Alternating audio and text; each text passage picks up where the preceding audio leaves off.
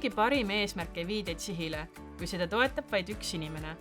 Tõeline edu valem peitub koos tegutsemises. Miks on kaasamine kriitilise tähtsusega? Kui kogu vastutus lasub ühel eestvedajal, on projekt haavatav. Mis juhtub, kui see inimene lahkub?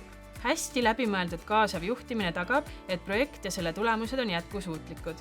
Projekti juhtimine on nagu lilleaia eest hoolitsemine. Kui kastmise eest vastutav inimene näiteks väsib, siis võivad taimed närtsida.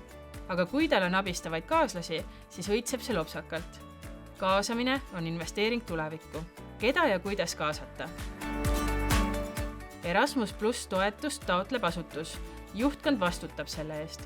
Isegi kui projekt ei ole juhtkonna algatatud, siis ei saa ilma nende toetuseta edasi minna. Õpetajad tegelevad iga päev vahetult õpilaste õpetamisega. Nende kaasamine tagab, et projekt on praktiline ja vastab tegelikele vajadustele ning uus teadmine organisatsioonis ka rakendub. Õppijate vaatenurk on hindamatu. Kaasake neid ideede kogumisel, et projekt oleks asjakohane ka nende vaates.